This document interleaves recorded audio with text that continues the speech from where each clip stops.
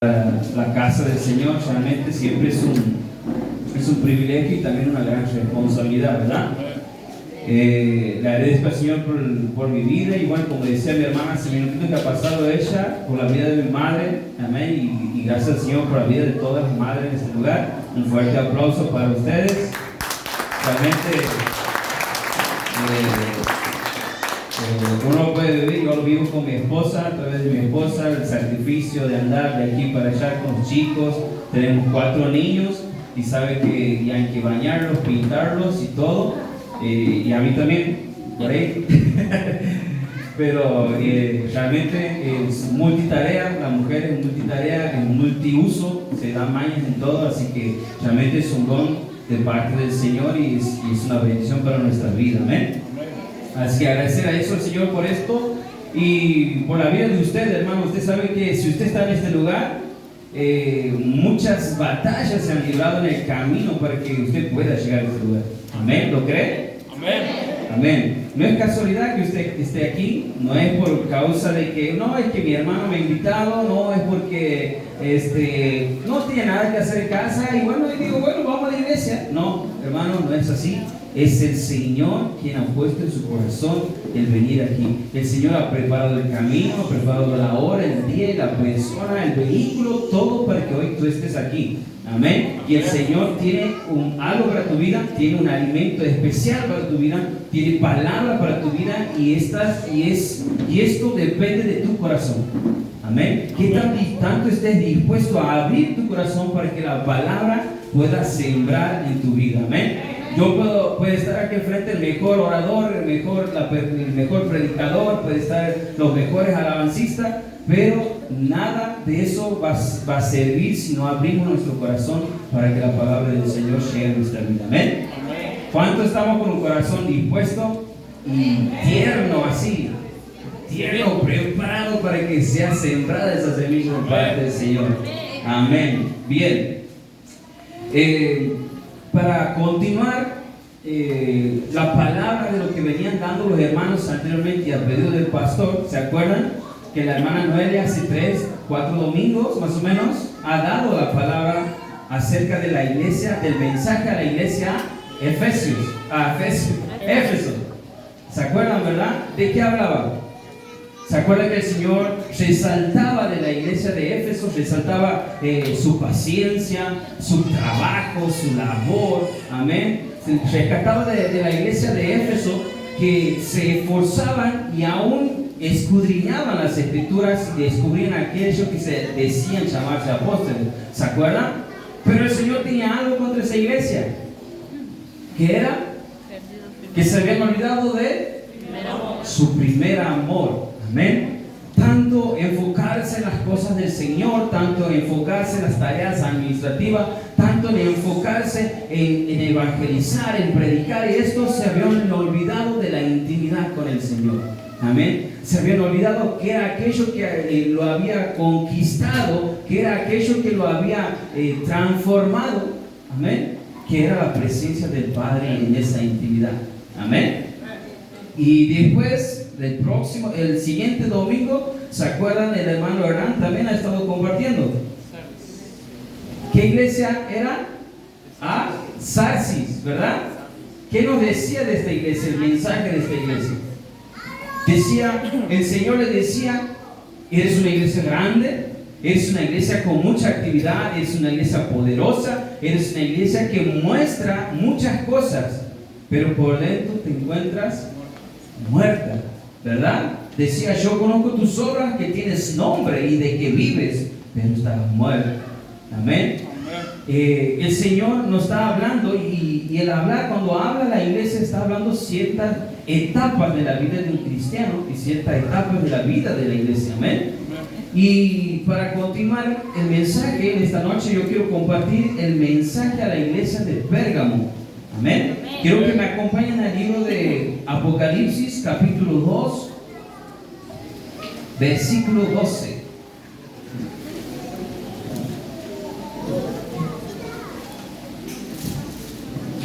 El mensaje a Pérgamo. ¿Lo tenemos? Amén. Vamos a leer la palabra del Señor. Dice así: Y el que escribe al ángel de la iglesia de Pérgamo, en Pérgamo, el que tiene la espada aguda de 2 filos, dice esto: yo conozco tus obras y dónde moras, donde está el trono de Satanás. Pero retienes mi nombre y no has negado mi fe, ni aun en los días en que Antipas, mi testigo fiel, fue muerto entre vosotros, donde mora Satanás. Pero tengo unas pocas cosas contra ti, que tienes ahí a los que retienen la doctrina de Balaam, que enseñaba a Balac a poner tropiezo ante los hijos de Israel y a comer cosas sacrificadas a los ídolos y a cometer fornicación. Y también tienes a los que retienen la doctrina de los Nicolaitas, la que yo aborrezco. Dice el Señor: por tanto, arrepiéntete, pues si no, vendré a ti pronto y pelearé contra ellos con la espada de mi boca. El que tiene oído, oiga lo que el Espíritu dice a las iglesias. Al que venciere, daré a comer del maná escondido, y le daré una piedrecita blanca, y en la piedrecita escrito un nombre nuevo, el cual ninguno conoce sino aquel que lo recibe. La iglesia dice: amén. Amén. Oramos por esta palabra. Padre celestial, te agradecemos, Señor, porque en este momento, Señor, sabemos que tú estás hablando a tu pueblo. Padre, sabemos que este momento es momento de que tú vas a darle tu alimento, Señor, a aquel que ha venido cansado, de aquel que ha venido necesitado, Señor, de aquel que necesita de tu presencia, Padre. Te pedimos que abras ese corazón, que abras esa mente, Señor, que saques todo aquello que produce estorbo y que impide que tu palabra pueda ser sembrada. Señor, te pedimos, amén, Padre Santo, por tu predicador, Señor amado, que tú estés dándole elocuencia, Padre Santo, que tú estés dándole palabras, Señor, de entendimiento para poder expresarse, Señor amado. En el nombre de Jesús, dejamos esta reunión en tus manos. Amén, amén y amén. Bien, antes de empezar, hermano, quiero que prepare una ofrenda especial. Amén. Quiero que prepare una ofrenda especial. Y yo quiero que usted sepa que esto no es para mí, no es para el pastor, no es para la iglesia, esto es para el Señor. Amén. Esta ofrenda especial es para el Señor y es para su vida. Amén. Amén. Esa ofrenda que yo quiero que prepare es su atención. Amén. Estamos dispuestos a dar esa ofrenda al Señor y decir: Señor, no tengo oro, no tengo plata, no tengo una moneda, Señor, pero hoy te doy mi ofrenda, es mi atención a tu palabra, y me comprometo a no distraerme, a pesar que los niños lloren, a pesar que se levanten del frente toda la hora. Señor, yo no me voy a distraer, sino que voy a estar concentrado en tu palabra. Amén. Bien, listo. Dice así la palabra, y quiero que usted me acompañe en la lectura. Dice: el que escribe y escribe al ángel de la iglesia en Pérgamo. Primero y principal, cuando dice escribe al ángel, no necesariamente le está hablando a un ser espiritual, amén, a un ser celestial, como nosotros creemos cuando decimos la palabra ángel, ¿verdad? Ahí humanamente se nos viene ese ser celestial, un ser espiritual del Señor. No, sino que la palabra ángel aquí significa mensajero, amén, portador de nuevas noticias. Eso lo significa la palabra ángel. Entonces, aquí se está dirigiendo a un líder, puede ser que se esté dirigiendo a un pastor de la iglesia, a una comunidad, a una familia. Le está diciendo: háblale y escríbele al ángel, a ese mensajero, a ese portador de la palabra, a ese que tiene la responsabilidad de llevar la palabra y predicar el evangelio. A ese hablarle. Amén. ¿Cuántos en esta noche estamos aquí y somos portadores del mensaje del Señor? Amén. Amén. ¿Cuántos de nosotros somos mensajeros? Amén. Amén. En muchas ocasiones nosotros hemos cumplido función de ángel. Amén. Si tú le has predicado a tu hermano y dices: hermano, hoy está aquí en la casa del Señor, tú has sido un ángel para este hermano. Amén. Amén. Tú has sido ese mensajero quien ha traído nuevas noticias para su vida, y esa persona se ha transformado y hoy está en el camino del Señor. Así que le dice, el Señor le habla a ese ángel, a ese varón, amén, le dice a la iglesia que está en Pérgamo. El que tiene la espada aguda de 2 filos dice esta palabra. Amén. Cuando habla la espada de dos filos, está denotando autoridad. Aquí cuando habla de espada de dos filos está mostrando poder, juicio del Señor. El Señor aquí está detallando que el que está por hablar es una persona con autoridad, con poder y con poder para sentenciar y para marcar juicio. Amén. En la antigüedad, escuche, en la antigüedad la espada de dos filos era un arma muy necesaria para el combate cuerpo a cuerpo. ¿Por qué? Porque la espada de dos filos era tan fácil, era muy fácil para pelear. El golpe que dabas lastimaba. No importaba la manera que pegues, lastimaba, cortaba lo que tocaba. Amén. Además, finalizaba con una punta que lo hacía más letal en el momento de atacar al enemigo. Amén. Penetraba hacia el fondo y partía lo que encontraba. Era una herramienta muy necesaria, un arma muy necesaria. Si nosotros vamos a la palabra del Señor y encontramos en otro pasaje que dice habla de esta espada de dos filos. Amén. ¿Se acuerdan en dónde? Hebreos capítulo 4 versículo 12. A ver, dice así: porque la palabra de Dios es viva y eficaz y más cortante que espada de dos filos. Amén. Dice que penetra hasta partir el alma y el espíritu. Amén. Dice las coyunturas y los tuétanos parte, dice, y discierne lo más profundo del corazón. Amén. La palabra de Dios dice es la espada.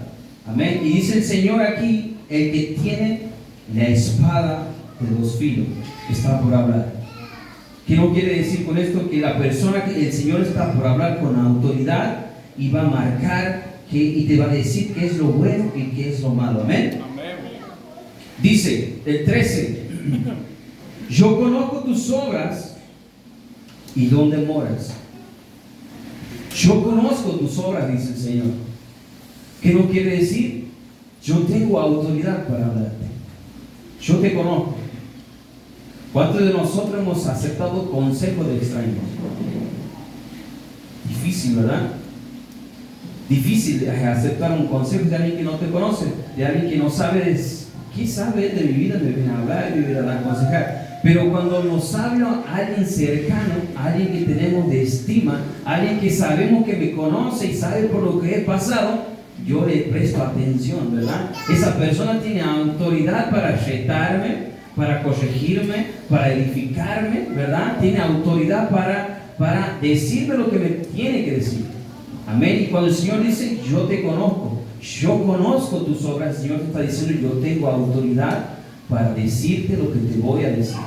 Amén. Y quiero que en esta noche tú recibas ese mensaje personal y como el Señor te está hablando a ti mismo. Amén.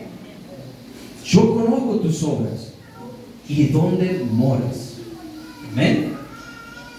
Para entrar un poco en panorama, quiero que le voy a explicar más o menos cómo era la ciudad de Pérgamo. La ciudad de Pérgamo es donde hoy sería la actual Turquía, en Asia, allá sería la actual Turquía. Esta ciudad de Pérgamo era una ciudad en auge, en crecimiento. Era una de las ciudades que estaba creciendo de manera económica, de manera comercial, de manera política, de manera cultural. Era una ciudad que estaba creciendo constantemente. ¿Ven? Y no solamente eso, sino que se la consideraba o se la quería comparar con la capital principal de la antigua Grecia, que era Atenas. Así que imagínense de grande y poderosa que estaba creciendo esta ciudad. Dice, no solamente se caracterizaba por ese crecimiento económico, cultural y político, sino que también se caracterizaba por las grandes esculturas que tenía, los grandes edificios. Amén. Esos grandes edificios eran templos dedicados a dioses. Por ejemplo, estaba el templo dedicado a Zeus, estaba el templo dedicado a Atenas, estaba el templo dedicado exclusivamente a Roma y al César, al emperador.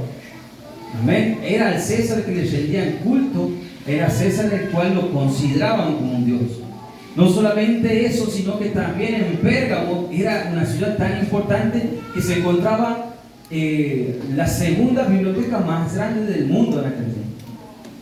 Usted me pregunta, ¿qué tendrá que ver la segunda biblioteca más grande del mundo? Pero que eso denotaba que era una ciudad muy sabia y con mucho conocimiento de las cosas del mundo. Amén. Y por eso producía ese crecimiento. Era tan grande, bueno, esta biblioteca dice que tenía más de 200.000 volúmenes en pergaminos, dicho está de paso. De ahí proviene la palabra pergamino, de Pérgamo, porque es ahí donde se dejó de usar los papiros, de escribirse en hojas de plantas, y se empezó a escribir sobre pieles, y ahí es donde nace el papiro. Pero bien, en la ciudad de Pérgamo se concentraban 4 sectas importantes. Sectas que adoraban al dios Zeus, sectas que adoraban a la diosa Atenas. El dios Zeus era el dios de los dioses, se podría decir. Atenas era la diosa de la sabiduría, de la inteligencia. Se adoraba al dios Dionisio. Ese dios era el dios del vino, el dios de la fiesta, el dios de la diversión. Se adoraba también al dios Esculapio. ¿Cuánto hemos escuchado esa palabra? Esculapio. ¿Nada no le parece conocido? Ese Esculapio es el dios de la sanación o es el dios de la medicina. Y ese dios de la medicina es representado por una serpiente.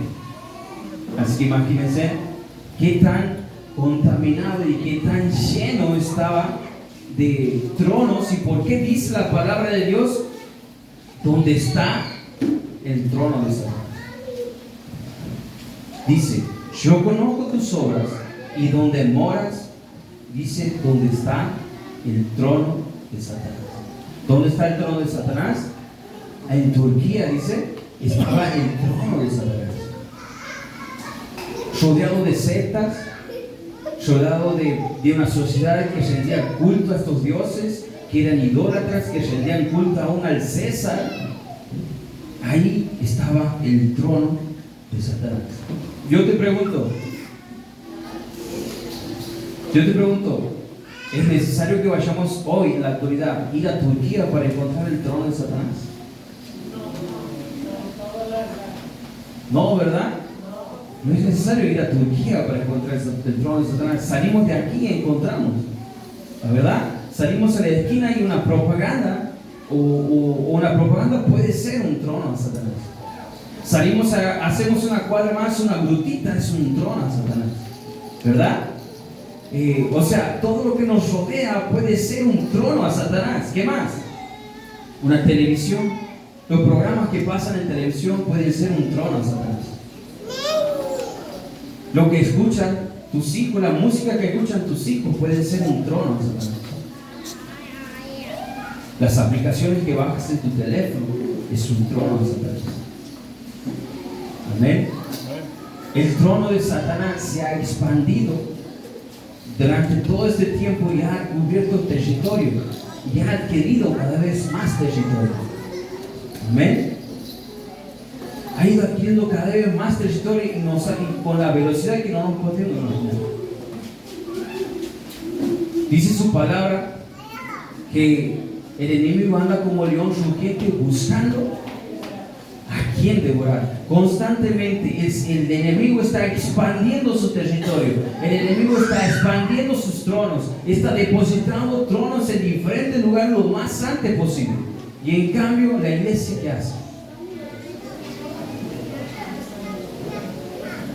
En cambio, nosotros nos levantamos y no estamos sabiendo si venir a la casa del Señor. Satanás no duerme, el enemigo no duerme por hacer el mal. Y nosotros nos cuesta venir a la casa del Señor. Estamos decidiendo si, mira, hoy no tengo plata, no sé si me conviene, no sé si voy a ir. Y estamos dudando. Pero Satanás no para. Mientras tú descansas y todavía siguen pasando los años, siguen pasando los años, y le pasan los años y dice, hoy me levanto, hoy me pongo de pie, hoy tomo la decisión, hoy busco a Cristo, hoy tomo ese camino. Y van pasando los años y Satanás adquiere más y más y más territorio. Amén.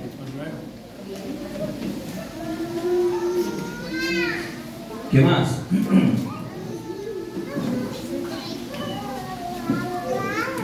Hoy en día encontramos el trono de Satanás en diferentes partes. Y cómo ha crecido ese trono y cómo podemos mostrar ese trono de Satanás es, el trono de Satanás hoy es el mundo. El mundo es el trono de Satanás, pero no el mundo físico, no el mundo material que nosotros podemos ver o observar, sino el sistema del mundo. Amén. El sistema que está rodeado de valores, de creencias. Amén. Está rodeado de prácticas. Eso conforma al mundo. Y eso es el trono de Satanás. Yo quiero que tú prestes atención y te pongas y te preguntes, ¿en qué parte de mi vida Satanás ha hecho su trono?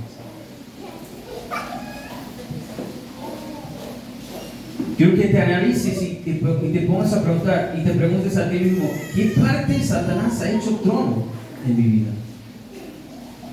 Satanás puede haber depositado su trono en tu matrimonio. Satanás puede haber depositado en tu esposo o en tu esposa. Satanás puede haber hecho trono en tus hijos. Pero que esta noche podamos analizar y saber dónde Satanás ha hecho su trono. Escuchen. Dice, donde está el trono de Satanás, pero retienes mi nombre y no has negado mi fe ni aún los días que Antipas, mi testigo, fue muerto entre vosotros, donde mora Satanás. Yo creo que escuche bien y esté atento. Escuche esto. Aquí hay dos circunstancias, aquí hay dos situaciones distintas, pero son consecutivas. ¿Qué quiero decir con esto? Dice, donde está el trono de Satanás. Y después dice que mora Satanás. Amén. Primero dice la palabra del Señor, dice y resalta, dice, moras, y si yo sé, conozco tus obras, sé dónde moras, que moras donde está el trono de Satanás. Y más adelante, en el mismo versículo, al final dice, ¿dónde mora Satanás? ¿Me va entendiendo? Son dos situaciones distintas, pero consecutivas. Primero, el trono de Satanás, y después, otra condición, Satanás morando en el trono. Amén. Yo te pregunto, ¿el trono por sí solo tiene poder? El trono vacío, que nadie está en el trono, ¿tiene poder? ¿Puede hacer algo el trono? No, ¿verdad? ¿Y cuándo adquiere poder ese trono? Cuando alguien se sienta, ¿verdad? Y es ahí donde el trono le da autoridad a esa persona o a ese ser que se siente, le da autoridad para delegar, para mandar, para hacer, para repartir, para hacer lo que tenga que hacer. Amén. Pero el trono solo no tiene autoridad y no tiene poder. No se activa cuando alguien se sienta en ese trono. Yo te quiero preguntar esta hora, ¿cómo descubrir si tienes trono en tu vida? Si los tronos de Satanás están en tu vida. Y una manera de descubrir es, yo estoy bien, no pasa nada, estoy tranquilo, hasta que se sienta Satanás. ¿Me entiende? Hasta que, la palabra hasta que demuestra que hay un trono en tu vida. En mi matrimonio, yo con mi esposo estamos de 10. Mi esposo, no eres muy romántico, eres muy atento conmigo, él siempre está haciéndome regalos, pero ¿hasta qué? consume alcohol y se transforma y me volver. En mi familia estamos bien, mis hijos me aman, mi hijo es respetuoso, él es cariñoso, él siempre está atento hasta que consume. Ese hasta que está demostrando que hay un trono en tu vida. Que hay algo, un trono que Satanás ha depositado, un trono en tu vida, y que él tiene el control cuando él se antoja depositarse. Yo estoy bien, yo la he perdonado a esa persona, yo estoy tranquila, yo la he perdonado, no pasa nada hasta que me la nombra. Yo estoy tranquilo mientras no lo veo. ¿Verdad? Yo quiero que tú te analices y digas, ¿dónde tengo ese trono? ¿Dónde ese trono produce un cambio en mi vida? ¿Dónde cuando Satanás viene y se deposita yo me transformo? ¿Sabe qué hace Satanás? ¿O qué cambia cuando Satanás se deposita en ese trono? El mismo versículo lo dice. Dice que el pueblo de la iglesia de Pérgamo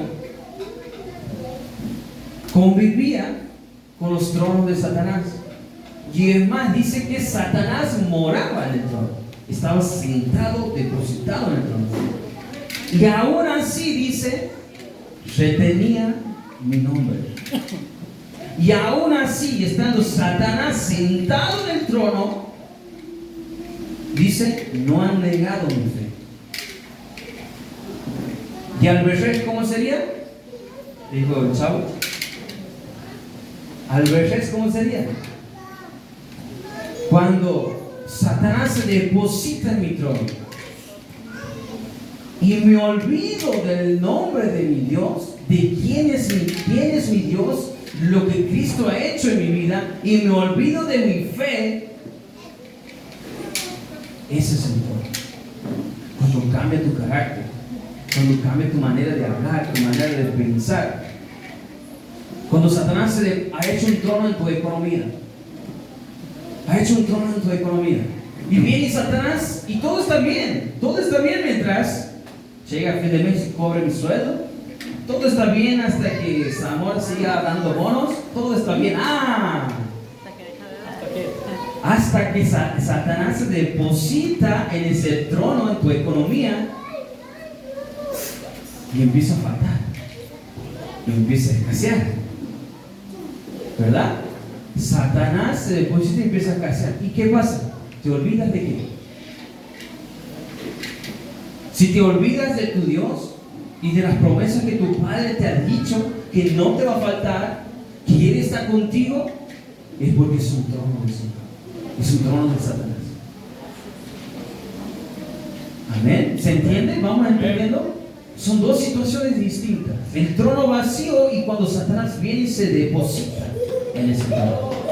Podemos vivir, llevar una vida cristiana constantemente feliz, alegre, pero cuando Satanás viene y se deposita en ese trono, ahí es cuando nos damos cuenta, cuando cambia nuestro carácter, cuando cambia nuestra manera de pensar, cuando ya no cambia nuestras emociones, es porque hay un trono en el cual está gobernando este mundo. Satanás ha hecho un trono en tu ira, en tu enojo. Todo está bien mientras no me falten el respeto, porque si me faltan el respeto, me olvido de Dios, me olvido de lo que Dios ha hecho en mi vida, me olvido de lo que Dios puede hacer. No, todo está bien hasta que es un trono de Satanás. ¿Qué más? A ver. Un trauma. Esa persona que te ha hecho daño. Un abuso físico o un abuso mental, psicológico. Todo está bien. Todo está bien. Yo alabo al Señor. Yo exalto al Señor. Yo me divierto en la casa del Señor. Yo me gozo en la casa del Señor. Hasta que me viene al pensamiento ese momento. Y cuando viene ese momento, esa situación, y me acuerdo de eso, ya me olvido. Yo empiezo a renegar, yo empiezo a enojarme. Ya me descontrolo y me molesta. ¿Por qué? Porque Satanás tiene un trono en ese lugar. Y hasta que no quitemos ese trono de ese lugar, Satanás va a seguir teniendo control de tu vida. Cuando Él quiere, va a venir y te va a cambiar tu modo, y va a cambiar tu carácter, tu manera de pensar. Amén. Amén. Dice, pero retenías mi nombre y no has olvidado mi fe. En otras palabras sería, cuando Satanás viene y se deposita en el trono de mi vida, en ese lugar que yo oculto, que yo no quiero mostrar, me olvido de lo que Dios ha hecho, del milagro que Dios ha hecho, su salvación, de dónde me ha sacado, y también me estoy olvidando del poder que Él tiene y lo que Él puede hacer. Si Satanás se deposita en mi economía y yo tengo un trono para Satanás esperándole ahí, y cuando Satanás viene, yo empiezo a decir, no, necesito tarjetear, necesito sacar un préstamo, necesito pedir plata, necesito que alguien preste porque no puedo estar sin plata, no me puedo quedar quieto. Ah, Satanás, ¿qué pasa? Te has olvidado de dónde Dios te ha sacado. Te has olvidado de dónde te ha sacado. Y te estás olvidando de lo que Dios puede hacer y cómo Él puede multiplicar y de la nada puede sacar y bendecirte, ¿verdad? Ahí hay un trono. Puede estar en tu esposa, en tu familia, en un amigo, en un ser querido, en tu trabajo, puede estar hecho el trono de Satanás. ¿Y cómo hacemos? ¿Cómo hacemos para derribar ese trono? ¿Sabes cómo? Con la palabra del Señor, con las promesas del Señor. Amén. Con las promesas del Señor. Cuando yo conozco lo que el Señor ha hecho en mi vida, yo conozco lo que el Señor puede hacer en mi vida, no hay un trono que se resista.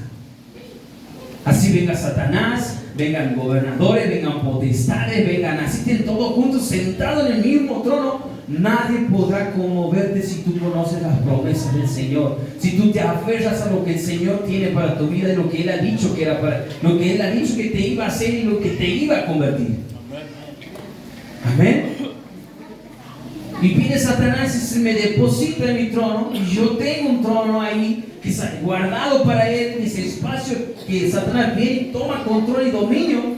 Yo empiezo a luchar y empieza esa guerra espiritual, hermano. Empiezo a decir, la palabra de Dios me dice, el Señor me ha dicho que no me va a dejar, que el Señor me ha dicho que no me va a desamparar, que a donde yo quiera que vaya, Él estará conmigo, ha dicho el Señor. Y Satanás comienza el trono a desintegrarse. Cada vez que yo empiezo a declarar para mi vida, para que mi fe se levante, empiezo a declarar palabra del Señor, los tronos se caen, los tronos se derrumban. Amén. Pero si no tocamos la Biblia, si no agarramos la palabra, si no empezamos a escudriñar y a conocer lo que el Señor quiere para mí, lo que Él tiene planeado para mi vida, no hay manera de que podamos hacer frente a ese trono de Satanás. No hay manera. Y te toca tu economía, pero tú dices a través de la palabra del Señor, si Jehová es mi pastor y nada me faltará. Amén. Él es mi sustento, Él es mi proveedor. Y empieza a romper esos tronos. Amén. Empieza a Satanás a hacer un trono en tu enfermedad, y esa enfermedad te impide que tú vengas a la casa del Señor. Que cuando te toca tu cuerpo, cuando toca uno de tus hijos, la enfermedad te desestabiliza, ya no sabes qué hacer. Quieres invertir todo lo que tienes porque tienes miedo. ¿Por qué? Porque te has olvidado de la fe. Te has olvidado de donde el Señor te ha sacado. Te has olvidado lo que el Señor puede hacer en tu vida. Amén. Pero vienes a la palabra del Señor y dice, el Señor es mi sustento, el Señor es mi pastor, Él me guarda, Él es mi sanador. Él se ha llevado mis enfermedades. Y es ahí cuando tus tronos comienzan a derribarse. Pero si no agarramos la palabra del Señor, no hay manera que podamos pelear. Y cada vez cuando el diablo se antoje y cuando él tenga gana, va a venir y te va a desestabilizar y te va a tirar y te va a voltear. Pero un hijo de Dios no permanece en el suelo, hermano. Un hijo de Dios no se queda en el suelo porque tiene quien lo levante. Amén. ¿Tienes quien te levante? Amén. Declaro, yo creo, yo tengo quien me levante. Y así venga Satanás y vengan todos los principados, huestes celestiales del infierno y estén todos amontonados ahí. Yo me voy a levantar, no importa lo que venga contra mí, porque la palabra de Dios, que es más cortante que toda espada de dos filos, es más poderosa. Amén. Amén. Esa es la espada que yo tengo. Dice que viene Satanás y te dice: te voy a cortar los pies para que no adores, para que no camines en el camino del Señor. ¿Yo qué voy a decir? Yo me voy a arrodillar si no tengo pies. Y va a venir Satanás y te va a cortar las rodillas para que no lo adores. ¿Qué vas a decir vos? Un hijo de Dios que va a decir: tengo mis manos, levanto mis manos para adorar a mi Dios. Y si me corta mis manos, tengo mi voz para exaltar a mi Señor Todopoderoso. Un hijo de Dios no se queda quieto. Y si me quita la voz, ¿qué pasa? Tengo mi corazón que late por la presencia del Señor. Amén, Señor. Un hijo de Dios no se queda quieto. Un hijo que conoce las promesas del Padre, no hay manera de que pueda ser derribado. Pero es momento, hermano, de que empecemos a conocer a Dios, de a conocer su presencia, de empezar a mantener esa intimidad con el Padre. Porque si no desarrollamos ese hábito de leer la palabra, de escudriñar la palabra, nos va a derribar. Nos va a derribar y seguiremos siendo títeres del enemigo. Amén. Seguiremos siendo objeto del enemigo. Y el Señor no quiere eso para nuestra vida. Amén. Amén. Escuche. Pero dice que la iglesia en Pérgamo no tenía este problema. Dice que Satanás se amontonaba, estaban todos los tronos de Satanás alrededor de la iglesia de Pérgamo, y aún habitaba Satanás en medio de la iglesia de Pérgamo, alrededor de la iglesia de Pérgamo, y aún así ellos no eran conmovidos, porque era una iglesia que estaba fuerte, establecida y sabía quién era. Uno de nuestros problemas, ¿saben cuál es? No sabemos quiénes somos delante del Señor. No sabes quién sos delante del Señor. Por eso cuando recibes ataques del enemigo, empiezas a dudar, empiezas a trastabillar, empiezas a trompezarte, a caer, porque no sabes quién sos. No sabes el poder y la autoridad que el Señor te ha revelado a través de su amado. Amén. Pero la iglesia de Pérgamo no tenía este problema. Como nosotros ya no vamos a tener este problema. Amén. Cuando salgamos de este lugar vamos a derribar esos tronos, ¿verdad? Satanás ya no va a tener autoridad sobre mi vida. Amén. Bien. ¿Cuál era el problema que tenía la iglesia de Pérgamo? Dice: pero tengo el 14, presta atención, aquí donde ya su ofrenda comienza a tomar más poder. Amén. Aquí donde el Señor ya te está probando si verdaderamente esa ofrenda la está dando de corazón. ¿Ah? Vamos a prestar atención. Dice: pero tengo unas pocas cosas contra ti, que tienes ahí a los que retienen la doctrina de Balaam, que enseñaba a Balac a poner tropiezo ante los hijos del rey, a comer cosas sacrificadas a los ídolos y a cometer fornicación. Y también tienes aquellos que retienen la doctrina de los Nicolaitas. Un resumen: ¿quién era Balaam? ¿Cuál era esa doctrina de Balaam? En el Antiguo Testamento, el pueblo de Dios, el pueblo de Israel, cuando sale de Egipto y está frente del río Jordán y está a punto de entrar a la tierra prometida, dice la palabra del Señor que el pueblo de Israel se asienta a la orilla del Jordán en tierra de Moab. Esa tierra de Moab era gobernada o estaba reinada por el rey Balac, el que lo nombra aquí. Amén. Y el rey Balac, al ver el pueblo de Israel que era tan poderoso, era tan grande, tan bendecido, Y además de haber escuchado la fama que tenía el pueblo de Israel, porque el pueblo de Israel venía cruzando el desierto y venía derribando ejércitos, venía derribando y conquistando, amén, porque la mano de Dios estaba con él. Dice la palabra de Dios que Balac, al ver ese pueblo tan grande, tuvo miedo. ¿Y qué hizo? Llamó a un profeta llamado Balaam. Este profeta no era del pueblo de Dios, pero era un profeta de Dios. Este profeta Balaam lo manda a llamar: necesito que vengas y que maldigas al pueblo de Israel que está a la orilla del Jordán, porque tengo miedo que se levante y me destruya. Maldícelo y yo te voy a pagar una gran suma de riqueza. Balaam ora al Señor y el Señor le dice: no vas a maldecir a mi pueblo. Se lo hace saber a Balac, y Balac le dice: te daré más riqueza, pero ven a maldecir. Y Balaam viene y se para y sube a la montaña, a las colinas, y mirando al pueblo de Israel intenta maldecir, pero no puede, el Señor no le permite. Y en vez de maldecir, bendice al pueblo de Israel. Y así lo hizo 3 veces y no pudo maldecir porque el Señor estaba con Israel. Amén. Dice la palabra de Dios que levantaron altares y ofrecieron sacrificios a Jehová para que puedan maldecir al pueblo de Israel, y no pudieron. Así el enemigo se levanta, hermanos. Y así el enemigo se va a levantar y te va a buscar cómo derribarte, cómo maldecirte. Pero si somos hijos de Dios, si no tenemos altares, si no tenemos trono en nuestra vida, no podrá llegarnos las maldiciones. ¿Amén? Amén. Y entonces, ¿qué hizo? Balac, no conforme que no podía maldecir al pueblo de Israel, convenció a Balaam, al profeta, y este profeta le dio una estrategia para debilitar al pueblo de Israel. ¿Y qué es lo que le dijo? Ya no pelees contra el pueblo de Israel. Ya no pelees. Tus ataques son en vano. Ya no le puedes hacer nada. Lo atacas y no puedes. ¿Qué haces?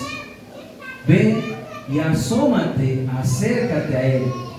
Y entonces cuando el pueblo de Moab empezó a acercarse y a entrelazarse con el pueblo de Israel comenzó a desviarse. El pueblo de Israel comenzó a dejarse llevar por las mujeres de Moab. Las mujeres de Israel se dejaron llevar por los varones de Moab y comenzaron a servir a dioses de la tierra de Moab y comenzaron a apartarse del Señor. Amén. Y esa doctrina en la cual estaba actuando en la iglesia en aquel tiempo, en Pérgamo, esa doctrina en la cual estaba entrelazándose, mezclaba la cultura, la palabra del Señor. Amén. Escuchen. La doctrina de Balaam incita al pueblo de Dios a cometer fornicación e idolatría. Esa es la doctrina de Balaam. Incitaba al pueblo a cometer idolatría. Y al cometer idolatría terminas cayendo en la fornicación. En la fornicación espiritual y posterior en la fornicación física. Escuchen. Después, la doctrina de los Nicolaitas. Esta doctrina mezclaba las enseñanzas del Evangelio, la enseñanza del mensaje del Señor, del mensaje de Cristo, las mezclaba con mitologías, con creencias paganas, las mezclaba y las relacionaba con, ¿cómo sería la palabra? Ritos ocultos. Amén. Y mezclaba todo eso. Por eso Dios aborrecía a los Nicolaitas. Amén. Aborrecía a esta doctrina y no quería que el pueblo de Dios, su pueblo, su iglesia, su cuerpo se contaminase. Pero hoy en día Satanás actúa de esa manera. Satanás se ha dado cuenta de que no puede derribar al pueblo de Dios. Satanás se ha dado cuenta que no importa si pone un trono aquí, no pone un trono, te rodea de tronos, y no importa si su presencia viene a depositarse y a sentarse en ese trono, sabe que no te puede tocar. No puede tocarte porque tienes quien te defiende, quien te refugie, quien te guarda, quien te protege. Amén. Y entonces, ¿qué es lo que hace Satanás? Dice, no puedo contra mis enemigos, entonces me uno a ellos. Pero no se une Satanás para decir voy a hacer obras de bien, sino que me mezclo para que por dentro comience a destruir al pueblo de Dios.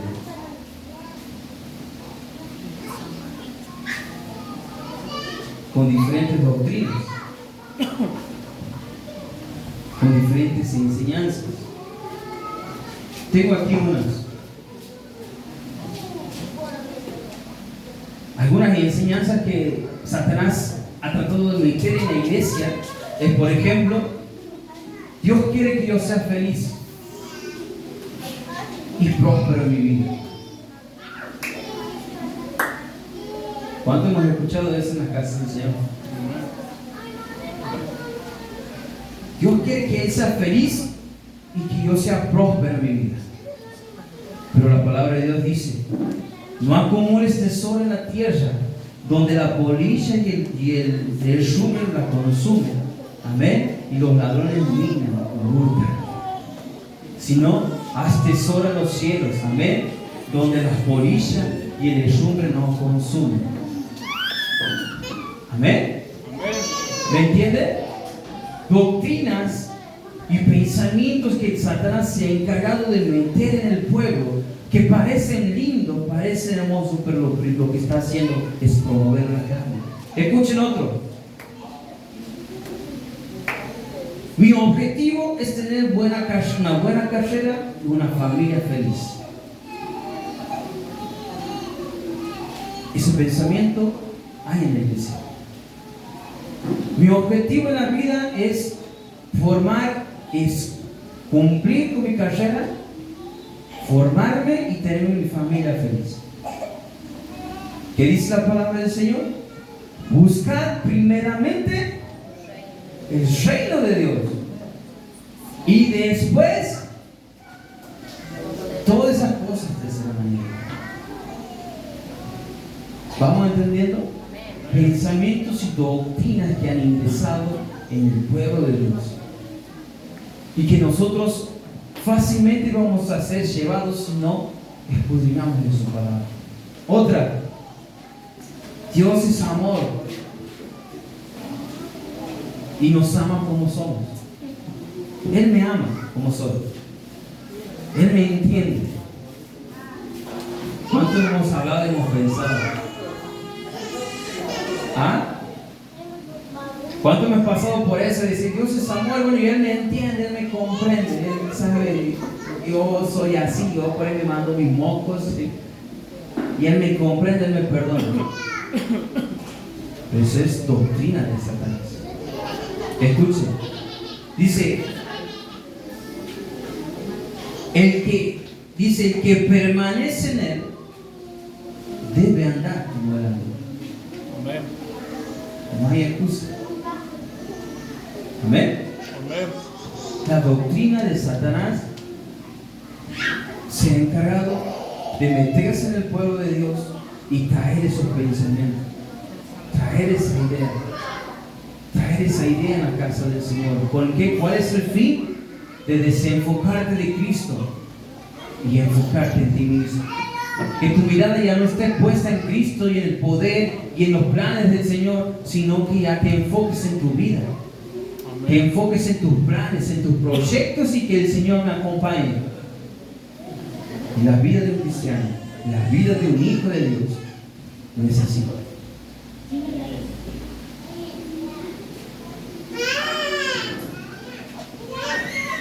¿Qué más? Dice,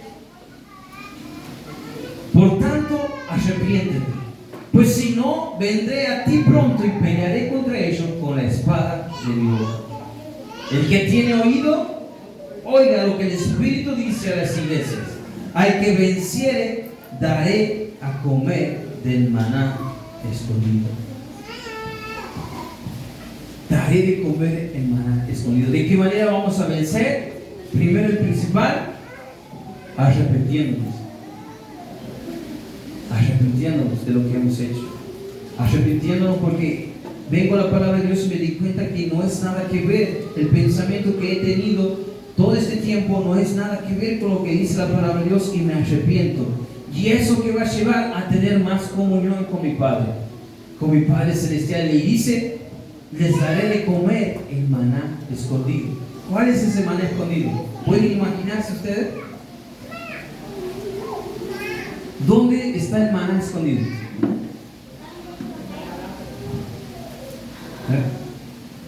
Vamos a viajar al Antiguo Testamento.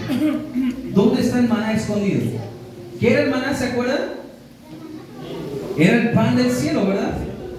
El Señor ha mandado ese pan del cielo para que el pueblo, cuando estaban en el desierto, no muriese de hambre. Le dio pan del cielo. ¿Y qué tenía que hacer todo el pueblo? Levantarse de temprano, levantar lo que van a comer en el día, amasar, hacer el pan y los restos desecharlo, porque al otro día amanecía con gusano, al otro día amanecía podrido, ¿verdad? Porque al otro día debía volverse a levantar y volver a levantar el pan y volver a amasar, ¿verdad? Pero, ¿se acuerdan dónde quedó la muestra de ese pan, de ese maná? En el arca. En el arca. ¿Y está escondido en el arca? ¿Verdad? Ese maná escondido está en el arca del pacto del Señor. ¿Cuántos se acuerdan del arca del pacto del Señor? Bien, nuestra vida espiritual es un proceso. Escuche, presta atención. La vida espiritual es un proceso en el cual el Señor, nosotros estábamos muertos espiritualmente, ¿verdad? Y el Señor nos saca, nos da vida, nos hace cruzar, nos da vida a través del bautismo y nos hace cruzar el río y nos saca de Egipto. Así como el pueblo lo sacó de Egipto, así nosotros hemos vivido en el camino del Señor. Ahora estamos en el desierto, pasando por el desierto, ¿verdad? El pueblo de Israel salió de Egipto, cruzó el mar Rojo, caminó por el desierto, cruzó el río Jordán, entró a la tierra prometida, ¿verdad? Pero en el desierto, ¿qué hizo? En ese desierto, ¿qué formó? ¿Qué creó? Creó el tabernáculo, ¿verdad? Creó el tabernáculo. Y ese tabernáculo estaba dividido en tres partes: el patio interno, el lugar santo y el lugar santísimo. En el lugar santísimo se encontraba el arca del Señor con las muestras del maná, ¿verdad? Y nadie podía entrar al lugar santísimo, ¿se acuerdan? ¿Cuándo podemos entrar en el lugar santísimo? Cuando viene Cristo y muere en la cruz. Amén. Cuando viene Cristo y muere en la cruz, ya pasamos a otra etapa espiritual con el Señor. Ya podemos venir a la presencia del Padre libremente. Dice la palabra del Señor que cuando Cristo murió en la cruz, se rajó el velo del templo, como símbolo diciendo: ahora hay entrada libre a la presencia, al lugar santísimo, en donde está la presencia del Padre. Amén. Ahora con Cristo en la cruz, con Cristo muerto en la cruz y resucitado, nosotros tenemos entrada al lugar santísimo, a la presencia del Padre. Amén. Como hijo de Dios tenemos entrada a la presencia del Padre. Amén. ¿Entendemos? Amén. Pero ahora el Señor dice: yo te invito aún más profundo de entrar al lugar santísimo, dice el Señor. Yo quiero que vos entres más profundo del lugar santo, del lugar santísimo. Sino que yo quiero que tú entres al arca donde está el maná escondido. Aún mayor intimidad, dice el Señor. Yo quiero mayor intimidad. Y si tú te arrepientes y quitas esos tronos de tu vida, quitas esos altares que han sido sembrados y que han sido establecidos por el enemigo, dice el Señor: yo te daré de comer de ese maná escondido que se encuentra en la intimidad. Empezarás a experimentar una intimidad con el Señor mucho más profunda de lo que hoy has conocido. que hoy conoces a través de Cristo Jesús. Amén. Amén. ¿Cuánto queremos conocer ese maná escondido? Amén. ¿Cuánto queremos disfrutar de ese maná escondido? Y dice, y te daré una piedra blanca, y esa piedra tendrá un nuevo nombre. Esa piedra, en la antigüedad, en el pueblo de Israel, se utilizaban dos piedras para decretar un juicio. Cuando no se sabía si esta persona era justa o injusta, si merecía castigo o no merecía castigo, se echaba la suerte. Se agarraba una piedra negra y una piedra blanca y se lo ponía en un bolso, en una bolsa, en una alforja. Se la mezclaba y la persona que iba a ser sentenciada metía la mano y sacaba la piedra. Si la piedra era blanca, era libre de culpa y cargo. Amén. Pero si la piedra era negra, venía sentencia. Eso sucedía cuando no se sabía si era inocente o era culpable, ¿verdad? Se llegaba a ese punto, se lo dejaba en el Señor. Que el Señor decida a través de la suerte, de echar suerte, de meter la mano y sacar la piedra. Si sacaba blanca era porque el Señor ha dicho tú eres inocente, y si sacaba negra, tú eres culpable. Amén. El Señor dice, si tú haciendo todo eso te arrepientes, quitas estos altares, no solamente dice, aparte de tener esa entrada libre a una intimidad con el Señor, sino que también dice, te libero de culpa y cargo. Eres inocente delante del Señor. Amén. Amén.